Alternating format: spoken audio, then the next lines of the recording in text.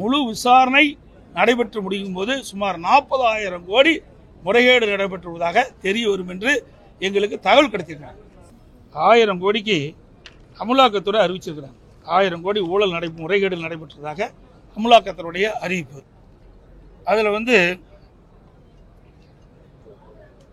இடி டாஸ்மாக் மற்றும் அதனுடன் தொடர்புடைய நிறுவனங்கள் நபர்கள் மீது PMLA 2002 சட்டத்தின் கீழ் 6/3/2020 தமிழ்நாட்டின் பல மாவட்டங்களில் சோதனை நடத்தப்பட்டிருக்கிறது. டாஸ்மாகை சுற்றியுள்ள பல்வேறு குற்றச்சாட்டுகள் அடங்கிய FIR அடிப்படையில் இடி இந்த விசாரணை தொடங்கி இருக்குது. குற்றச்சாட்டுகள் MRP விட கூடுதலாக வசூலித்த டாஸ்மாக் கடைகள், உத்தியோகஸ்தர்களுக்கு மதுபான நிறுவனங்கள் வழங்கிய லஞ்சம், பணியிட மாற்றங்களுக்கு லஞ்சம், இதையெல்லாம் அவர்கள் கண்டுபிடிச்சதாக அறிவிப்பு வந்திருக்குது. சோதனையின் போது டாஸ்மாக் அலுவலகங்களில் பணியிட மாற்றங்கள், போக்குவரத்து டெண்டர்கள், பார் உரிமம் டெண்டர்கள், தனிப்பட்ட நிறுவனங்களுக்கு உளவுத்துறை ஆணைகள் உள்ளிட்ட ஆவணங்கள் மீட்கப்பட்டிருக்கின்றன. டாஸ்மாக் கடைகள் ஒரு பாட்டிலுக்கு ரூ. 10 முதல் 30 வரை அதிகமாக வசூலித்த விவரங்களும் அதிகாரிகள் ஈடுபட்டு அந்த சோதனையில் கண்டறியப்பட்டதாக செய்தி வெளிவந்துள்ளன. போக்குவரத்து டெண்டர் மோசடியில் விண்ணப்பத்தாரின் KYC விவரங்களும் DDயுமாக பொருத்தமாக இல்லை என்பதையும் அதில் செய்தி வெளியிட்டிருக்காங்க. ஒரே விண்ணப்பத்தாருடன் டெண்டர் ஒதுக்கீடு செய்யப்படாமல் ஆண்டுக்கு 100 கோடிக்கு மேலான செலவு செய்யப்பட்டதும் வெளிச்சத்துக்கு வந்துள்ளது.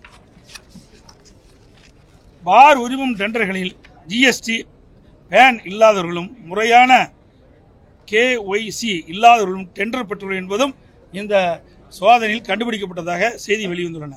டாஸ்மாக் உயர் அதிகாரிகளும் மதுபான நிறுவனங்களும் நேரடி தொடர்பில் இருப்பதாகவும் அதிக உத்தரவுகளை பெற முயற்சிகள் மேற்கொள்ளப்பட்டதாகவும் இந்த சோதனை மூலம் உறுதி செய்யப்பட்டதாக செய்திகள் வெளிவந்துள்ளன. மேற்கண்ட அனைத்து நடவடிக்கைகளும் PMLA 2002 மற்றும் ஊழல் தடுப்பு சட்டம் 1988 ஏற்ப குற்றச்செயலாக இடி உறுதி செய்துள்ளதாக அறிவிப்பு அமலாக்கத்துறையில் வெளியிடப்பட்டது.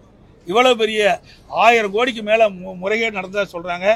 அது முழு விவரமும் முழு விசாரணை நடைபெற்று முடியும் போது சுமார் 40,000 கோடி முறைகேடு நடைபெற்றுவதாக தெரிய வரும் என்று எங்களுக்கு தகவல் கிடைத்திருக்காங்க.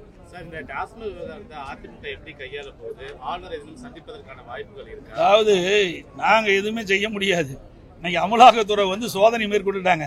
சோதனை அடிப்படையில் அவை கைப்பற்ற ஆதாரத்தின் அடிப்படையில் வழக்கு தொடுவாங்க. இதில் யாரெல்லாம் சிக்குவாங்க என்பதெல்லாம் ஊடகத்துக்கு பத்திரிக்கும், அந்த அமலாக்கத்துறையை தெரிவிக்கும். அதாவது இதற்கு முன்பு அனைத்து இந்திய அண்ணா திராவிட முன்னேற்ற கழக அரசு இருந்தது.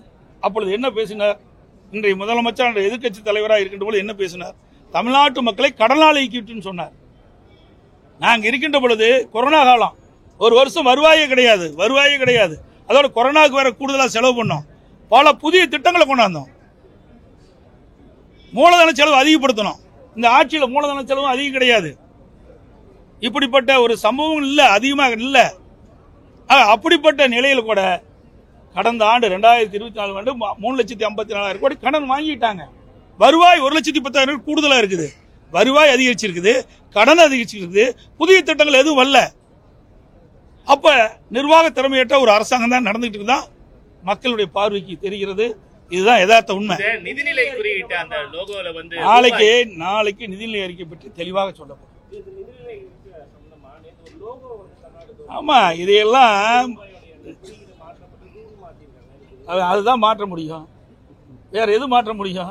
ஏதாவது ஒரு மாற்றத்தை கொண்டாந்து பேசுகிற பொருள் ஆக்கணும். ஏன்னா அவர் செஞ்ச தப்புகளை மறைப்பதற்கு இப்படிப்பட்ட லோகோ வெளியிட்டிருக்கிறாங்க. இந்த ஆட்சி மீது மக்களுக்கு மிகப்பெரிய வெறுப்பு உணர்ச்சி ஏற்பட்டு விட்டது. இந்த ஆட்சி அகற்ற வேண்டும் என்று பார்த்து கொண்டிருக்கின்றார்கள். எப்பொழுது தேர்தல் வரும் என்று எதிர்பார்த்து கொண்டிருக்கின்றார்கள். அதற்கு அந்த எதிர்ப்பை குறைப்ப, மக்களுடைய கொந்தளிப்பை குறைக்க, மக்கள் இருக்கின்ற கோபத்தை குறைக்க இன்றைய பட்ஜெட்ல புது அறிவிப்பை வெளியிட்டு சமாதானப்படுத்த பாக்குறாங்க. நிச்சயம் அது நடக்காது. முதல் முறையா பொருளாதார ஆய்வறிக்கையை அரசு வெளியிட்டிருக்கு. வளர்ச்சி 8% இருக்கு அப்படின்ற விஷயத்தெல்லாம் சொல்லியிருக்காங்க. அப்புறம் கடன் வாங்கினது எவ்வளவு இருக்கு அதை பார்க்கலையா சார்? கடன் வாங்கி செய்யறதுக்கு யாரு வேணாலும் வரலாம் சார். கடன் வாங்காத வருவாயை பெருக்கி அதன் மூலமாக வளர்ச்சியை கொடுத்தா ரைட்டு, அதை ஏற்றுக்கலாம். கடனை ஒரு பக்கம் அதிகரிச்சுட்டே போறீங்க, வருவாய் அதிகரிக்குது, ஆனா திட்டம் எதுவும் வரல. இந்த கடனை யார் கட்டுறது? நாளுக்கு நாள் கடன் அதிகமாகிட்டே போகுது. கடன் வாங்கி தான் அரசாங்கம் நடத்த வேண்டிய சூழ்நிலைக்கு இந்த அரசாங்கம் தள்ளப்பட்டு விட்டது. கடன் வாங்கித்தான் சம்பளமே கொடுக்க முடியும், அரசு ஊழியருக்கு உண்டான சம்பளம் கொடுக்க முடியும். அதோட அறிவிக்கப்பட்ட திட்டங்கள், ஏற்கனவே நடைமுறை இருக்கிற திட்டங்கள் எல்லாத்துக்குமே கடன் வாங்கி தான் செயல்படுத்த முடியும் அவலநிலை இந்த ஆட்சியில பார்க்கப்படுகிறது. ஒரே வரியில சொல்லணும்னா இந்த பட்ஜெட் வெற்று அறிவிப்பு விளம்பரத்திற்காக போடப்பட்ட பட்ஜெட்டாக தான் பார்க்கப்படும்.